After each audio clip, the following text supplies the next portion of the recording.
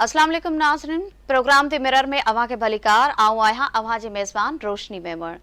नाज़रीन, प्रोग्राम दी मिरर में अॼु असां कराची जे ज़िले मलीर में अरबे रुपया मालियत जी सरकारी ज़मीननि जा जाली खाता ठहण वारे स्कैंडल जा समूरा तफ़सील शामिल कंदासीं ऐं इहे सभई लिकल किरदार साम्हूं आणींदासीं जेके हिन कुधे कारोबार में मुलविस आहिनि।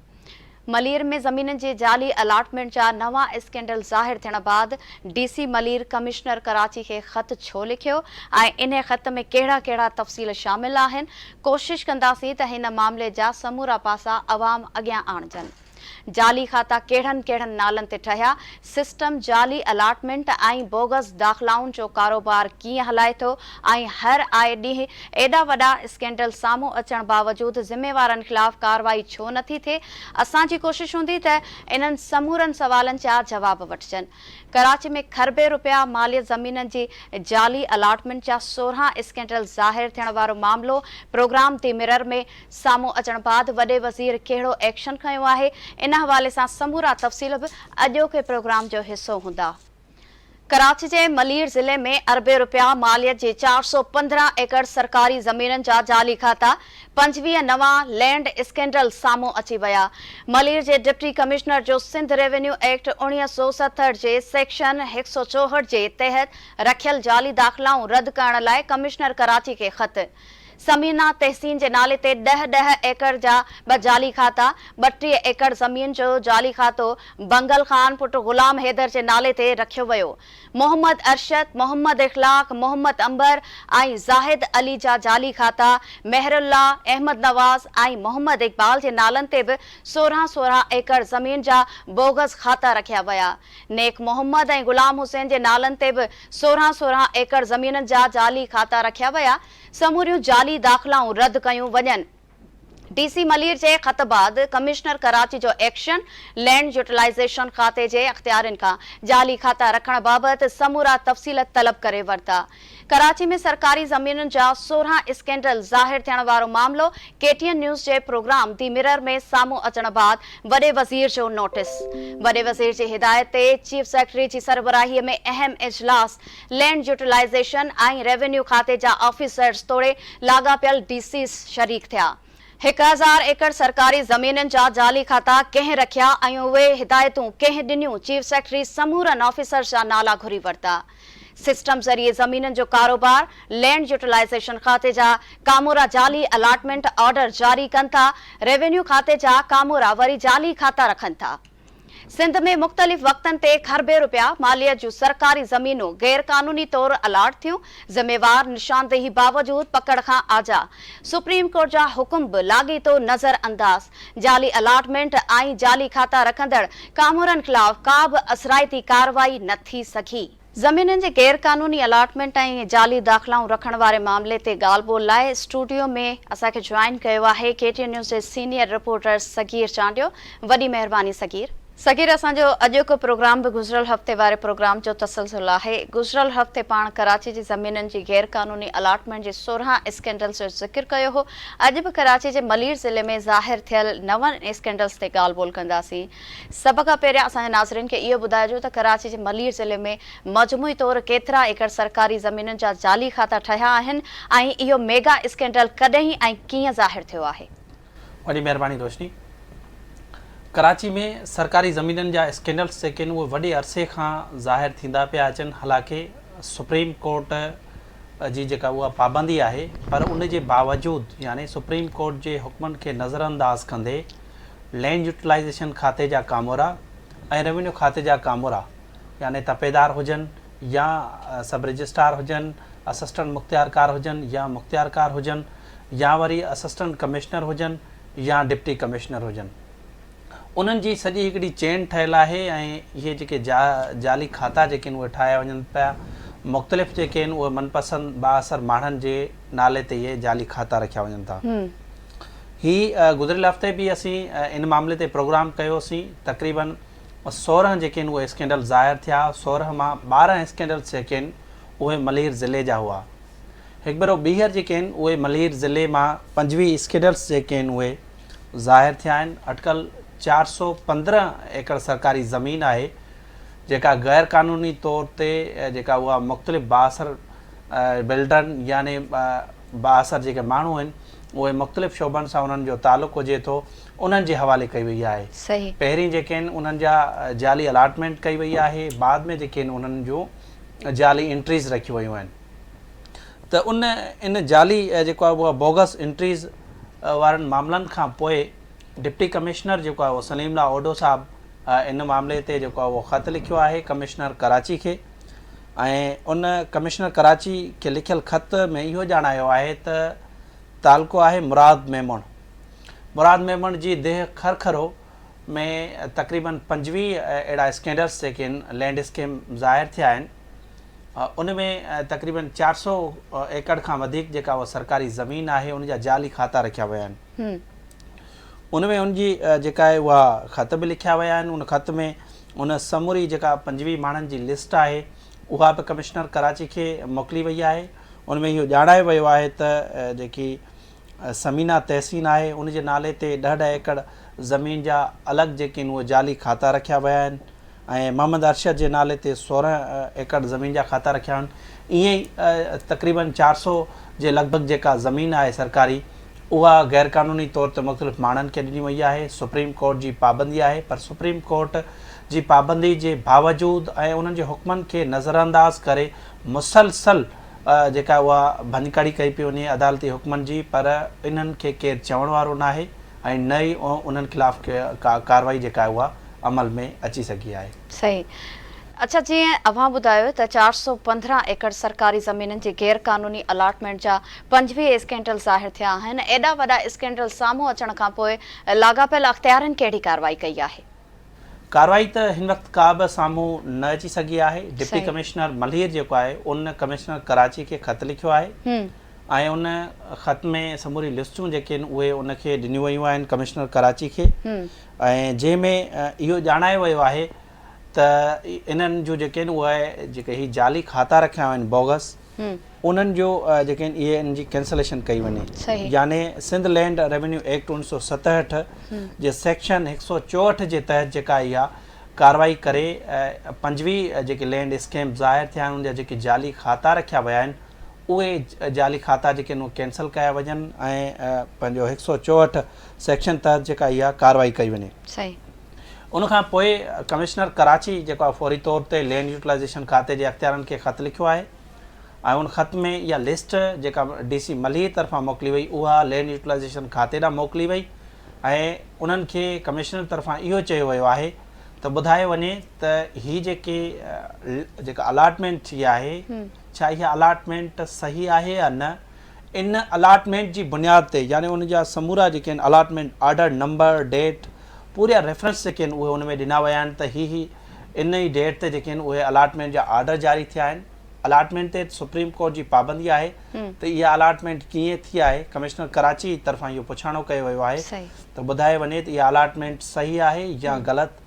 त इन ते जेको आहे इहो उन्हनि खे चयो वियो आहे त इन जी तफ़सील जेका उहा जमा कराई वञे ऐं जेका असांखे मालूमात मिली आहे त लैंड यूटिलाइज़ेशन खाते बि जेका आहे उहा अहिड़ी का बि अलाटमेंट न कई आहे, यानी इहे जाली अलाटमेंट थी आहे। हाणे जाली अलाटमेंट जी बुनियाद ते जाली खाता रखिया विया आहिनि, पर उन में जेके मुलविस कामोर आहिनि या जेके ताक़तवर सिस्टम जा माण्हू आहिनि उन्हनि जे ख़िलाफ़ का कार्रवाई नथी थिए। चाहे लैंड यूटिलाइज़ेशन खाते जा कामोरा हुजनि जेकी तक़रीबन 15 सालनि खां हिकु ई डिपार्टमेंट में वेठल आहिनि, हिकु ई सेक्शन में जेकी रिकॉर्ड में जालसाज़ी कनि था, या वरी जेके रेवेन्यू खाते जा जेके कामोरा आहिनि ख़ासि तौर ते जेके मल्हीर ज़िले में मुक़ररु जेके थियल आहिनि साॻी वॾे अरसे खां उन्हनि साॻिए तालुकनि में मुक़ररु थी वञनि था। मुराद मेमण हुजे या वरी उनखां अलावा ॿिया जेके गडापरे साइड में हुजनि त इहे उते जेके आहिनि या पंहिंजो ओलह ज़िले में जेके आहिनि उहे मुख़्तियारकार हुजनि या वरी क्यामाड़ी ज़िले में जेके आहिनि उहे असिस्टेंट कमिश्नर या मुख़्तियारकार या तपेदार हुजनि।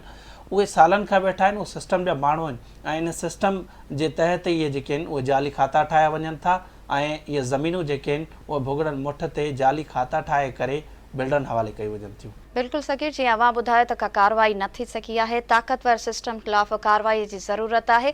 अवां मूजिब deputy commissioner Malir commissioner Karachi खे ख़त लिखी उन्हनि जाली दाख़िलाउनि जा समूरा तफ़सील ॾिना आहिनि। नाज़रीन खे उन्हनि बासरनि जे नालनि बाबति आगाह कजो जिन खे DC मलीर पंहिंजे ख़त में वाइखो कयो आहे ऐं इहो बि ॿुधायो त कहिड़े बासर जे नाले ते केतिरा एकड़ ज़मीन गैरक़ानूनी तौर ते अलाट थी आहे। ॾिसो ही जेके जन माण्हुनि जा नाला आहिनि इन जे पुठियां वॾियूं माफ़ियाऊं आहिनि ऐं ही तक़रीबन 25 जेके नाला आहिनि यानी 25 लैंड स्कीम आहिनि उन्हनि जे नालनि ते जेका उहा जाली खाता रखिया विया आहिनि। हाणे इन में समीना तहसीन वाइफ ऑफ तहसीन ज़फ़र ख़ान उन जे नाले ते ॿ अलॻि अलॻि 10 एकड़नि जा जेके आहिनि उहे खाता रखिया विया आहिनि। वरी बंगुल ख़ान आहे सन ऑफ ग़ुलाम हैदर उन जे नाले ते 32 एकड़ जो जेको आहे उहो जाली खातो रखियो वियो। मोहम्मद अरशद नवाज़ आहे उन जे नाले ते 16 एकड़ ज़मीन जो उन जी जाली एंट्री रखी वई।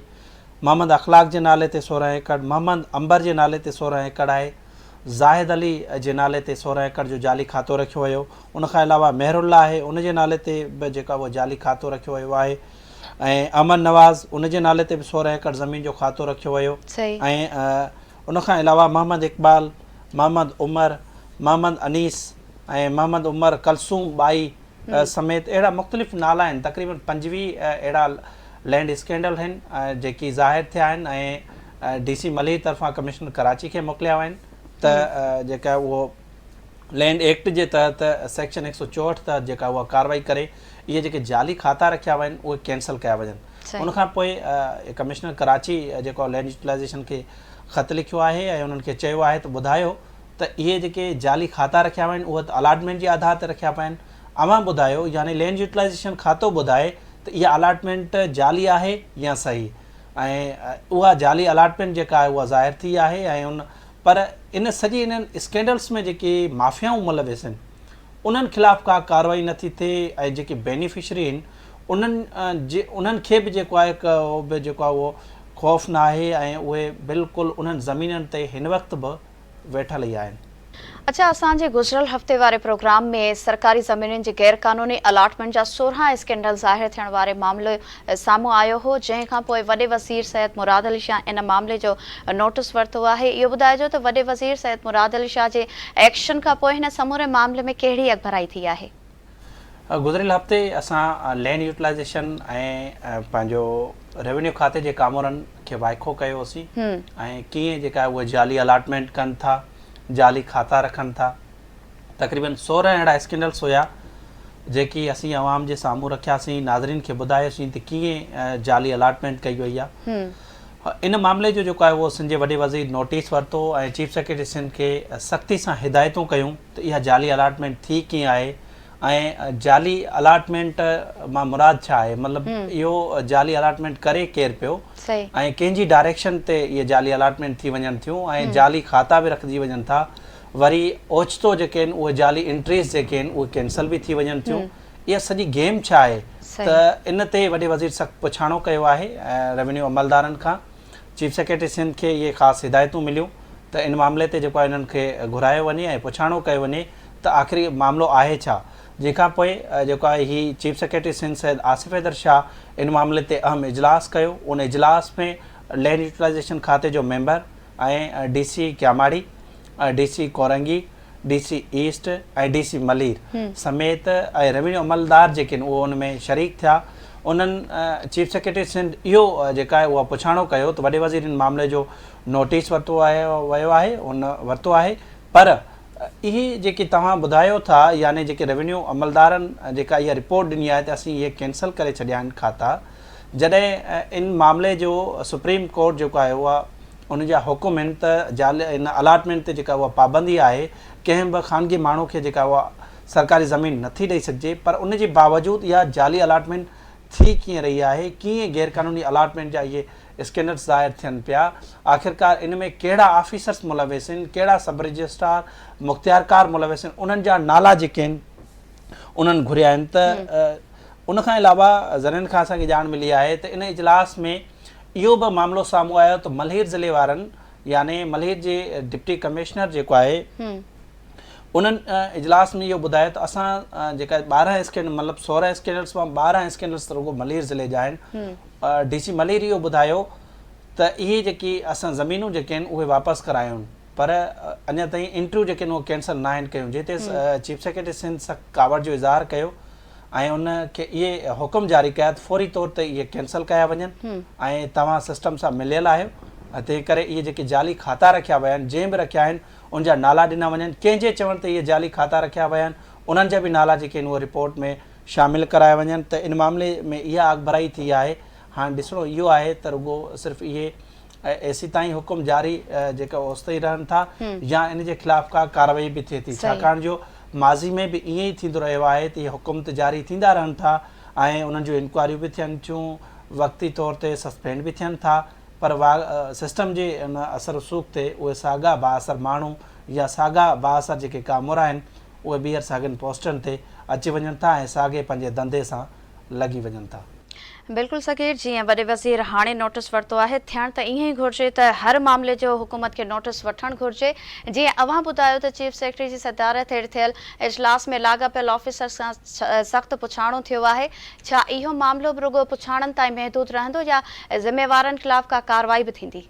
ॾिसो, हिन वक़्त ताईं त इहो मामिलो रुगो आहे पुछाणनि ताईं महदूद रहियो आहे, छाकाणि जो उन्हनि ख़िलाफ़ का बि कार्रवाई अमल में न अची सघी आहे। असीं गुज़िरियल हफ़्ते जेको प्रोग्राम कयोसीं 16 स्कैंडल हुया, 16 स्कैंडल्स में तक़रीबन 1050 एकड़ ज़मीन जो मामिलो आहे। खरबे रुपयनि जी मालियत जी उहा ज़मीन आहे सरकारी, उहा हिननि जेका आहे मुख़्तलिफ़ माण्हुनि खे ॾेई छॾी आहे।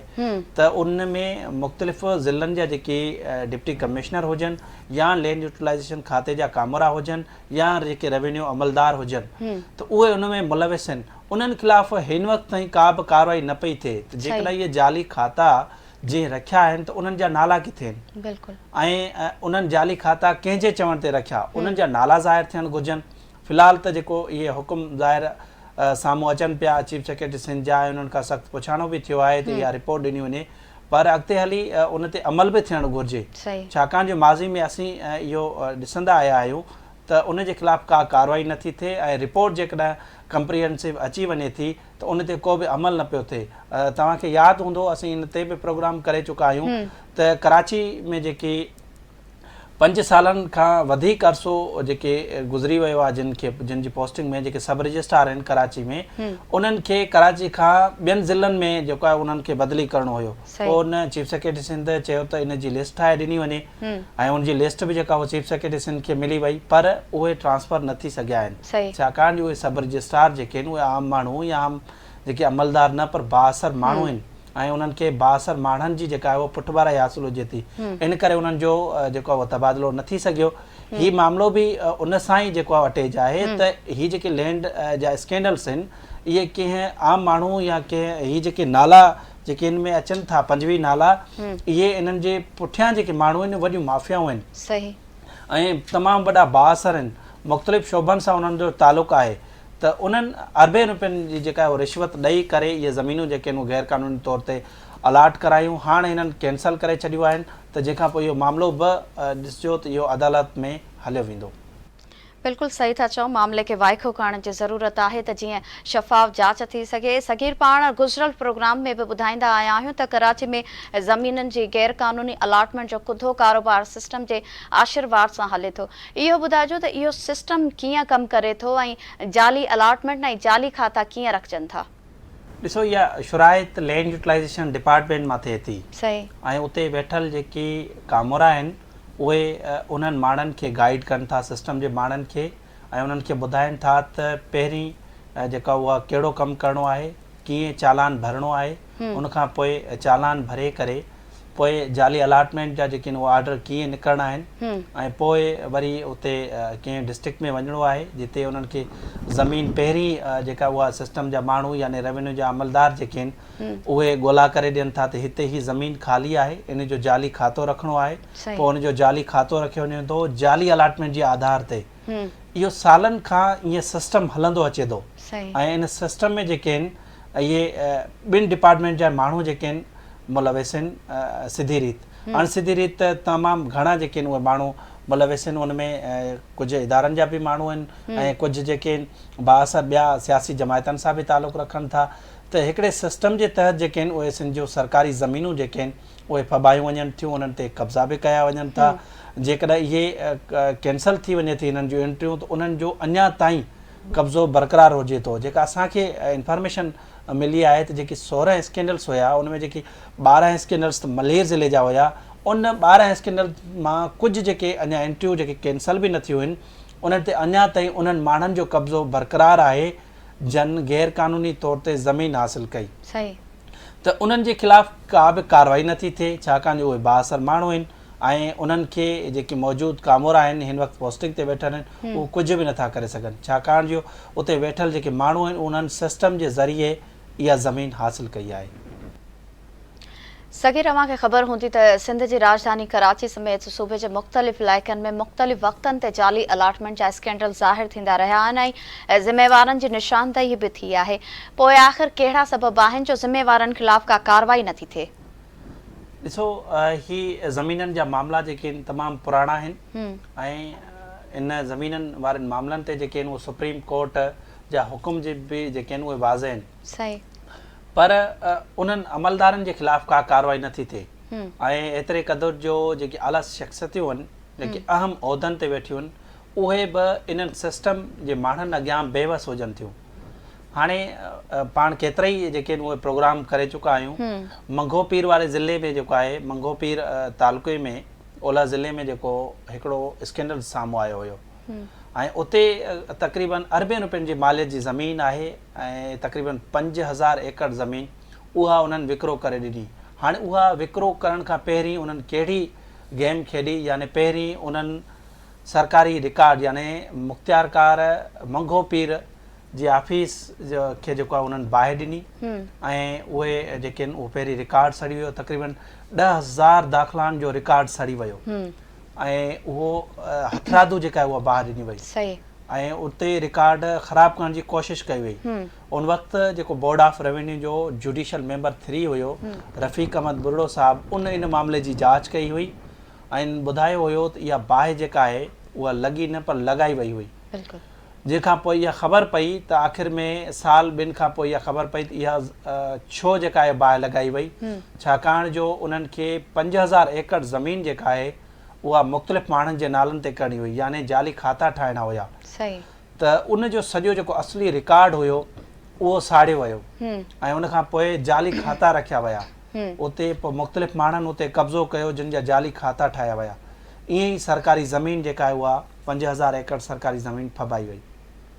पाण ईंदासीं गडापार इलाइक़े में त गडापार इलाइक़े में बि इहो ईअं ई थियो हुयो त ॾींहं ॾिठे जो जेके आहिनि उते सरकारी जेके आहिनि उहे ठपा चोरी थी विया रिकॉर्ड चोरी थी वियो ऐं उन्हनि रुगो रेवेन्यू अमलदारनि इहो FIR करे जान छॾाए छॾी त इहो जेका हीअ रिकॉर्ड चोरी थी वियो आहे उन जे ख़िलाफ़ु वक़्ती तौर ते कार्रवाई थी पर उन्हनि खे का सज़ा न आई ऐं उहो रिकॉर्ड चोरी थी वियो। पोइ उहो रिकॉर्ड चोरी थियण खां पोइ उन्हनि पंहिंजो जेको उन्हनि जो मक़सदु हुओ उहो उन्हनि हासिलु कयो। वरी क्यामाड़ी ज़िले में ईअं थियो आहे त क्यामाड़ी ज़िले में बि तक़रीबन 5000 एकड़ ज़मीन जा जेके आहिनि उहे जाली खाता रखिया विया आहिनि।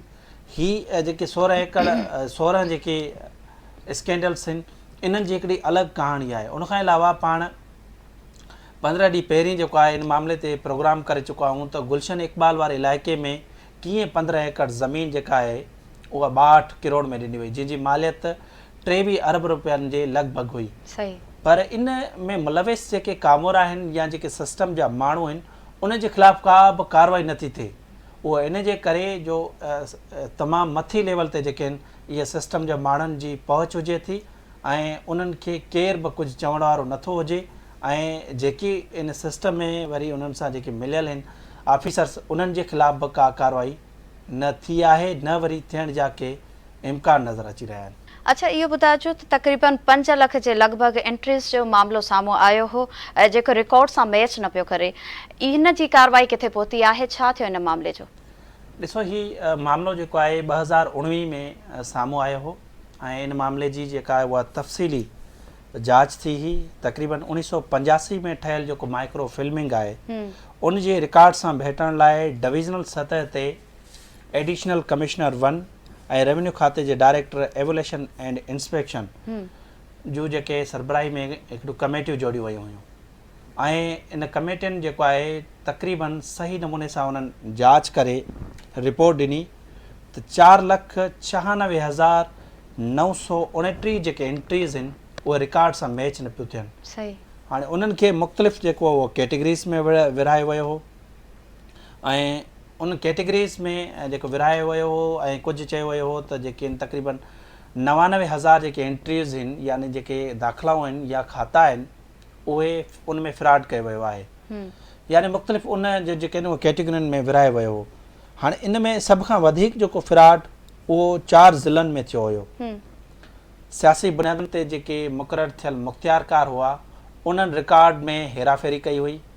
हाणे उन में जेकी जामशोरो जो जेको तालुको आहे थाणो बुला खान, कोटड़ी, वरी कासमाबाद, वरी उते जेको आहे उन्हनि ॿियनि इलाइक़नि में उन रिकॉर्ड में हेराफेरी कई। सही। उनखां अलावा ठट्टो ऐं साकरो में बि जेके आहिनि रेवेन्यू अमलदारनि कूड़ियूं जेके आहिनि उन्हनि दाख़िलाऊं रखियूं ऐं कंबर शदाद कोट ज़िले में बि रिकॉर्ड में वॾे पैमाने ते जालसाज़ी थी। इहा हिकिड़ी अहम इंक्वायरी हुई, सुप्रीम कोर्ट में बि जमा थी, जंहिंखां पोइ 2020 में उन वक़्त जो जेको senior member board of revenue Qazi Shahid Parvez जी सरबराही में हिकिड़ो फुल बोर्ड जो इजलास थियो। उन इजलास में इहो फ़ैसिलो थियो त 2,37,000 जे लॻभॻि जेके एंट्रियूं आहिनि उहे जेके आहिनि उन्हनि ब्लॉक कयूं ऐं बाक़ी जेकी 2,58,000 जेके एंट्रियूं आहिनि उहे जेके आहिनि उन्हनि असिस्टेंट कमिश्नरनि या मुख़्तियारकारनि खे उन ते नोट हणी DCs खे मोकिलिणो आहे त इहे एंट्री सही आहिनि या ग़लति। हाणे इहा कार्रवाई जेका आहे लैंड रेवेन्यू एक्ट जे तहत थियणी आहे ऐं इहो सॼो टास्क जेको आहे हाणे उन वक़्तु जेको काज़ी शाहिद परवेज़ साहिब त एॾो वॾो फ़ैसिलो त करे छॾियो त 2,37,000 एंट्रियूं जेके आहिनि उन्हनि ब्लॉक करे छॾियो। कुझु जेके ज़मीननि जा जेके हक़ीक़ी मालिक आहिनि उहे बि इन में मुतासिर थिया आहिनि। कुझु माण्हुनि फ़ाइदो बि वरितो आहे त कुझु माण्हू जेके आहिनि उन मां मुतासिर थिया आहिनि। त इहो मामिलो जेको आहे 2019 खां 2025 ताईं पहुता आहियूं। 6 सालनि ताईं तक़रीबन 5% बि इहा कार्रवाई न थी सघी आहे। सही। यानी तक़रीबन 5 लख जे लॻभॻि जेके एंट्रीज़ आहिनि जिन में इहे शकी ज़ाहिर थियूं आहिनि या जेकी जाली खाता ज़ाहिर थिया आहिनि या जेके रिकॉर्ड सां मैच न पियूं थियनि, मुख़्तलिफ़ वक़्तनि ते रेवेन्यू अमलदारनि जेको आहे उन ते तजुर्बो बि कयो। DCs खां जेके आहिनि उहे अख़्तियार वापसि वठी वरी कमिश्नर हवाले कया वञनि था, कॾहिं वरी बोर्ड ऑफ रेवेन्यू जे मेंबरनि खे ॾिना वञनि था। इहो सालनि खां सिस्टम हलंदो पियो अचे। तक़रीबन 6 साल थी विया आहिनि, इहा कार्रवाई मुकमल न थी सघी आहे। हाणे उनमें जेकी ज़मीननि जे जेके असुल मालिक आहिनि जंहिंजे रिकॉर्ड असुल जेके उन्हनि वटि रिकॉर्ड बि मौजूदु आहे ऐं उन्हनि जूं एंट्रीज़ जेके आहे फुल बोर्ड जे फ़ैसिले तहत ब्लॉक बि थी वियूं। हाणे उहे जेके आहिनि बोर्ड ऑफ रेवेन्यू जे अदालतनि जा जेके आहिनि उहे चकर काटनि पिया। त हीउ मामिलो जेको आहे तमामु वॾे अरसे खां हलंदड़ आहे ऐं रेवेन्यू अमलदार जेके रेवेन्यू जा आला ऑफिसर आहिनि इन मामले जो को हल न कढी सघिया आहिनि ऐं हीउ 6 सालनि खां मामिलो हलंदो पियो अचे। हाणे ताज़ो इन जी नैब सखर जांच शुरू कई आहे। नैब Sukkur senior member board of revenue खे ख़त लिखियो आहे त असांखे शिकायतूं मिलियूं आहिनि त इहे जेके 2,37,000 एंट्रियूं आहिनि जेकी ब्लॉक थियूं या जेकी 2,58,000 जेके एंट्रियूं आहिनि जेकी शकी ज़ाहिर थियूं या गिराण जे नाले ते मुख़्तलिफ़ माण्हुनि जे नाले ते जेके खाता रखिया विया आहिनि, तक़रीबन इहे 4,96,000 एंट्रियूं आहिनि। इन मामले जो जेको आहे उहो रिकॉर्ड ॾिनो वञे त हाणे इन में बड़धक मची वियो आहे। बोर्ड ऑफ रेवेन्यू में इन ते कमु थिए पियो ऐं इन ते मूं रिपोर्ट बि दाज़ो ॾिनी हुई कावश अख़बार में त इन ते हाणे जेको आहे बिल्कुलु कमु थियणु शुरू थियो आहे। हाणे ॾिसणो इहो आहे त इहा कार्रवाई जेका आहे उहा कॾहिं मुकमल थींदी। रुगो इन में तक़रीबन 100 जे लॻभॻि जेके आहिनि उहे एंट्रियूं हिननि फ़ैसिला कया हूंदा। 4,96,000 इहे एंट्रियूं आहिनि, इन्हनि खे फ़ैसिलो करिणो आहे या त इन्हनि फ़ैसिलो ई ग़लति कयो फुल बोर्ड या इहो फ़ैसिलो हिननि खे वापसि वठिणो पवंदो, छाकाणि इहो टास्क जेको आहे तमामु वॾो आहे। इन मां जेके हक़ीक़ी मालिक आहिनि उहे बि सफ़र करे रहिया आहिनि। वॾी महिरबानी सखीर, अवां इन इंतिहाई अहम मामले ते असांजे नाज़रीन खे तफ़सीलुनि खां आगाह कयो आहे। नाज़रीन, ईंदड़ हफ़्ते कंहिं नए मौज़ू सां गॾु ॿीहर हाज़िर थींदासीं। तेसीं ताईं पंहिंजी मेज़बान रोशनी मेमण खे ॾींदा इजाज़त। अल्लाह वाही।